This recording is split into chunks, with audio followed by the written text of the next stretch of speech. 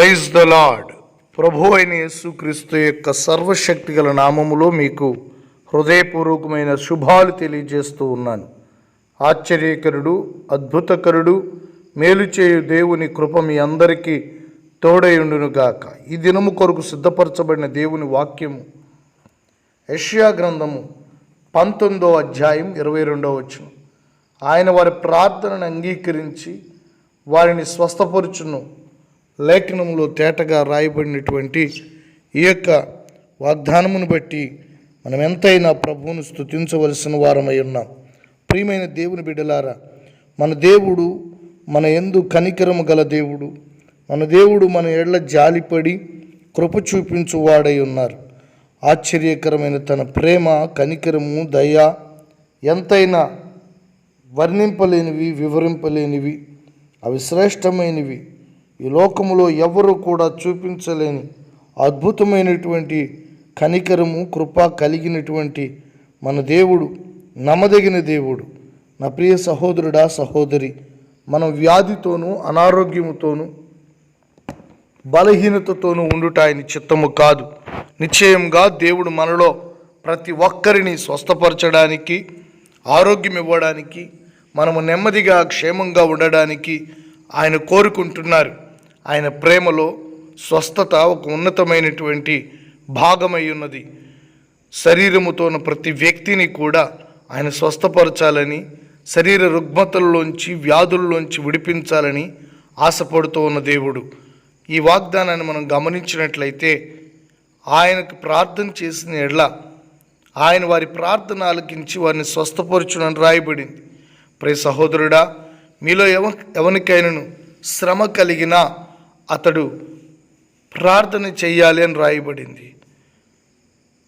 శ్రమలో ప్రార్థన స్వస్థతకు కారణంగా మారుతుంది కనుక ప్రతి వారి జీవితాలలో ప్రభువా, నీవే నా దిక్కు, నా సహాయము, నా కోట, నా కొండ, నీవు నాకు కృపచూపు నాయనా అని ఎవరైతే ప్రార్థన చేస్తూ ఉంటారో నిశ్చయంగా దేవుడు ప్రార్థన ఆలకించి స్వస్థపరిచేవారై ఉన్నారు. కనుక నీ యొక్క జీవితంలో ఎదురవుతున్న ప్రతి శారీరకమైన బలహీనతల విషయంలో అధైర్యపడక, కృంగిపోక, నా ప్రియమైన తల్లి, చెల్లి, తమ్ముడు, తండ్రి, మీ యొక్క జీవితాలలో దేవునికి ప్రార్థన చేయండి. నిశ్చయంగా ప్రభువు మీ ప్రార్థన ఆలకిస్తాడు. హిజ్కియా ప్రార్థన ఆలకించలేదా? స్వస్థపరచలేదా? ఆయుష్ను పొడిగించలేదా? దేవుడు ప్రార్థన ఆలకించే దేవుడు, విడిపించే దేవుడు, బాగు చేసే దేవుడు. మన దేహములో ఉన్న వ్యాధులు, రోగాలు స్వస్థత కొరకు ఆయన శరీరాన్ని ధరించవలసి వచ్చింది. శరీరధారిగా ఈ లోకానికి వచ్చి తన యొక్క శరీరాన్ని బలియాగమునకు అర్పించారు. ఆఖరి రక్తబొట్టు వరకు చిందించారు.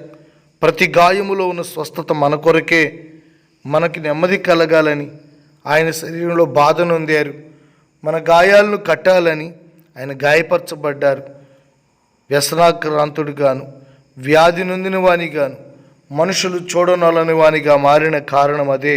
కనుక మన దేవుడు ప్రేమగల దేవుడు. ఆయన వైపు చూడండి. నిశ్చయంగా ప్రభు మిమ్మల్ని స్వస్థపరుస్తారు. బలహీన సమయాల్లో, వ్యాధి సమయంలో ప్రభు మీద ఆనుకుని ప్రతి ఒక్కరిని ప్రభు కనికరిస్తారు. ఆయన కనికరించినట్లుగా మిమ్మల్ని మీరు దేవుని చేతులకు అప్పగించుకోండి. ఉదయకాలం మనం ప్రార్థన చేద్దాం. మహాగణుడు అయిన మా తండ్రి, నిశ్చయంగా స్వస్థపరిచే మా దేవ, ప్రార్థనలు ఆలకించేవాడానికి స్తోత్రాలు.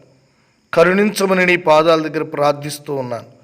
దావీదు కుమారుడా, నజరేయుడైన యేసు, మమ్మల్ని కరుణించుము అని కేకలు వేసినప్పుడు కరుణించక దాటి వెళ్ళిపోయిన వాడు కాదు ప్రభువా. నిశ్చయంగా తండ్రి, నీ బిడ్డలైన వారందరినీ కూడా ప్రభువా కరుణించండి, కనికరించండి, లేవనెత్తండి నాయన, స్వస్థపరచండి నా తండ్రి.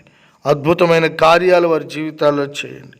మేలుతో తృప్తిపరిచి ఆదరించి ఆయన జ్ఞాపకం చేసుకో, కృపలో బలపరచు నాయన.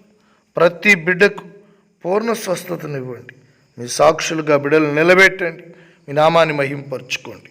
యేసు నామములో అడుగుచున్నాను తండ్రి, ఆమేన్.